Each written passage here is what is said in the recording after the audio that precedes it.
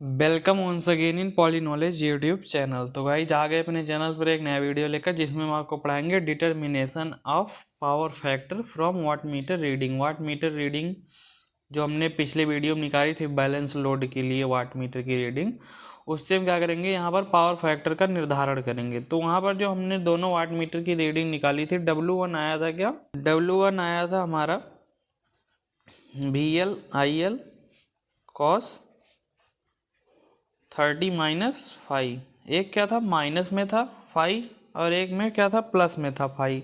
और वहीं पर W2 क्या था, VL/IL cos 30 + 5 था। बस यही डिफरेंस था कि एक में 5 क्या था, प्लस में था, एक में माइनस में था। W1 और W2 जो हमने फाइंड किया था। तो जब हमने इसको फाइंड कर लिया था, तो हमने क्या किया था, दोनों को ऐड किया था, W1 + W2। दोनों को ऐड करेंगे, W1 और W2 हमारा कितना बन जाएगा, ये बन जाएगा, हमने पिछली वीडियो में ऐड किया था, तो इसलिए हम क्या करेंगे, यहाँ पर आपको ऐसे ही लिख दे रहे हैं बिना ऐड किए, cos 30, और ये क्या हो जाएगा, इंटू cos 5 जो हमने ऐड किया था। लेकिन हमें यहाँ पर cos 5 क्या पावर फैक्टर जिसे बोलते हैं, इसको निर्धारित करना है। तो इसको निर्धारित करने के लिए हमें क्या फाइंड करना, क्या फाइंड करना, एंगल। अगर एंगल पता रहेगा तो हम cos के साथ रख लेंगे, cos 5 हो जाएगा। ओके, तो इस प्रकार से एंगल फाइंड करने के लिए हमें क्या करना पड़ेगा, यहाँ पर ये जो cos 5 है, ये क्या करना पड़ेगा, इसको या तो आप पूरा इधर लेकर आए W के साइड, और क्या करें, इसको 5 का इन्वर्स में कर दे, cos इन्वर्स करके। लेकिन ऐसा नहीं होगा, क्योंकि ये भी तो रहेगा यहाँ पर VL/IL। तो हमें क्या करना है, सबको हटा देना है, ओनली W1 W2 रीडिंग के पद में रहे। तो हम क्या करते हैं, यहाँ पर ओनली क्या रहे, ये जो हमारा वाट मीटर है उसकी रीडिंग के पद में रहे। तो हम क्या करते हैं, VL/IL इस सब को हटा देते हैं, क्योंकि हमें वाट मीटर की सिर्फ रीडिंग मिलती है, वहाँ पर वोल्टेज और करंट थोड़ी मेजर करेंगे वोल्ट मीटर करंट लगा के। इस वाट मीटर की रीडिंग पता रहेगी, उसी से हमें पावर फैक्टर फाइंड करना रहेगा। तो इसके लिए हम क्या करेंगे, यहाँ पर W1 एंड -W2, ये क्या करेंगे, W1 - W2 भी फाइंड कर लेंगे। तो वहाँ भी क्या होगा, जो इसमें कटा था, जब हम इस दोनों को ऐड किए थे, तो इसमें क्या था, sin 30 एंड sin 5 हमारा क्या हुआ था, कैंसिल हो गया था। तो उसको हम क्या करेंगे, अब की बार वहाँ यहाँ इसमें ऐड हो जाएगा। तो हमारा जब ऐड होगा तो वही क्या हो जाएगा, 2 sin 30 इंटू sin 5। ये हमारा जब हम इसको ऐड कर रहे थे W1 W2 को, तो ये कैंसिल हो गया था ये। और अब की बार जब माइनस की, तो ये वाला कैंसिल होगा, ये ऐड हो जाएगा। अगर आपको ना समझ में आ रहा हो तो बैलेंस लोड वाला वीडियो देख लीजिए, पिछला वीडियो ही है, लिंक डिस्क्रिप्शन बॉक्स में है। ओके, तो इस प्रकार से हमने क्या किया, W1 W2 फाइंड कर लिया माइनस में, और यहाँ पर प्लस में, एक बार प्लस में एक बार माइनस में। हम दोनों को क्या करेंगे, ऊपर नीचे रख के, इसे हम इक्वेशन सेकंड मान लेते हैं, इसे फर्स्ट। हम क्या करेंगे, इक्वेशन फर्स्ट को इक्वेशन सेकंड से हम डिवाइड कर देंगे। यहाँ पर लिख देते हैं हम, इक्वेशन फर्स्ट को हमें क्या करना है, इक्वेशन सेकंड से क्या करना है, डिवाइड करना है। यहाँ डिवाइड वाला सिंबल हमने लगा दिया। तो हम क्या करेंगे, W1 + W2 बटे में क्या रहेगा, W1 - W2। और फिर जब हम यहाँ पर रखेंगे VL/IL 2 cos 30 इंटू cos 5, और यहाँ पर क्या रखेंगे, VL/IL 2 sin 30 इंटू sin 5। तो हमारा VL/IL 2 से 2 कैंसिल, ये cos 30 का मान होगा कितना, √3/2। cos 30 का मान होता है √3/2, sin 30 का मान होता है 1/2। तो इसको भी हम रख लेंगे। तो हमारा क्या हो जाएगा, W1 + W2, W1 - W2, और जब इसका मान रखेंगे √3/2, और यहाँ रहेगा 1/2, और ये हमारा हो जाएगा, आप बोल सकते हैं cot 5।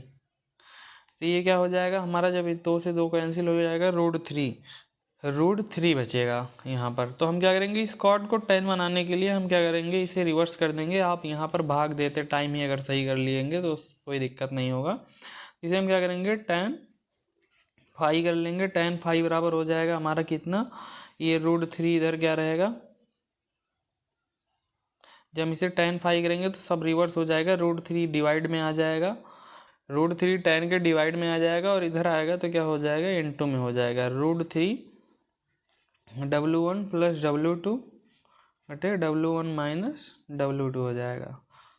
ओके, क्योंकि हमने इसको भी रिवर्स किया था, उसके बाद जब रिवर्स किया तो ये डिवाइड में आया था, इसके साइड लेकर चला आया। ओके, तो ये हो गया हमारा tan फाई। अब हम यहाँ से फाई का मान फाइंड कर लेंगे। फाई बराबर क्या हो जाएगा हमारा, इधर हो जाएगा tan इनवर्स √3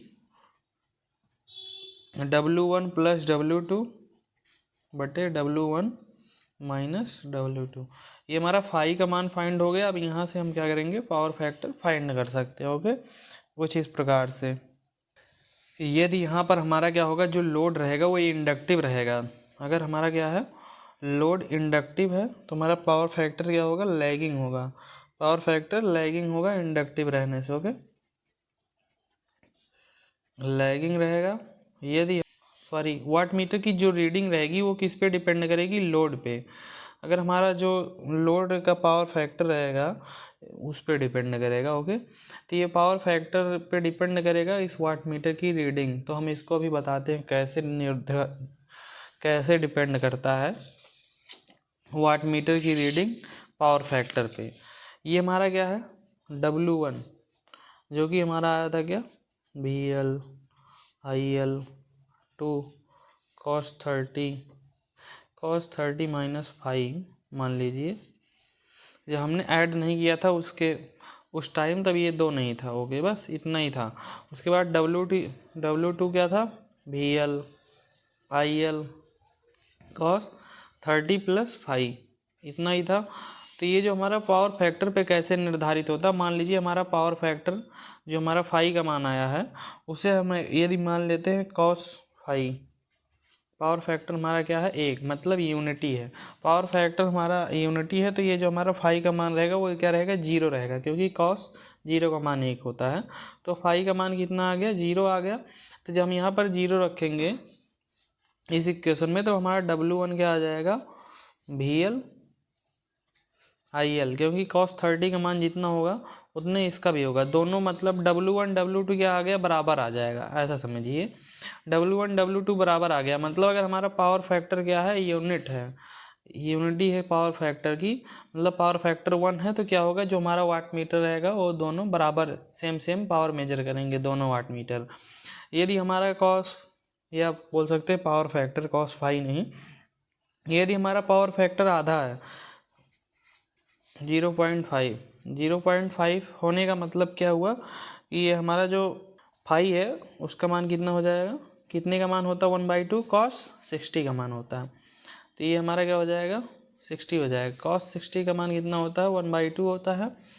तो जब हम वहाँ पर 60 रखेंगे तो हमारा क्या हो जाता है, W1 बराबर हो जाएगा VL IL cos 30 - 60।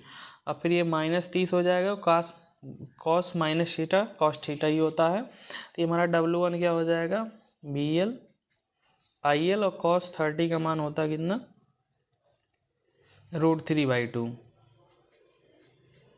वहीं पर क्या रहेगा, ये जो हमारा W2 रहेगा, W2 आ जाएगा हमारा ऐड होके cos 90, और cos 90 का मान 0 होता है। कितना होता है, cos 90 का मान 0। तो जो हमारा 0 हो जाएगा तो W2 क्या आ जाएगा, 0 आ जाएगा। मतलब क्या हुआ कि जो हमारा पावर फैक्टर हाफ रहेगा, पावर फैक्टर हाफ रहेगा तो हमारा जो वाट मीटर W1 है पूरा पावर वही मेजर करेगा, W1। ओके, W2 क्या रहेगा, 0 रहेगा। वैसे ही अगर हमारा पावर फैक्टर क्या हो जाता है, 0 हो जाता है, अभी 1 था आधा हुआ, अब हम क्या करेंगे, 0 करके दिखाएंगे। तो जब हमारा पावर फैक्टर 0 हो जाएगा तो पावर फैक्टर 0 कब होता है, cos फाई का मान क्या हुआ, 0।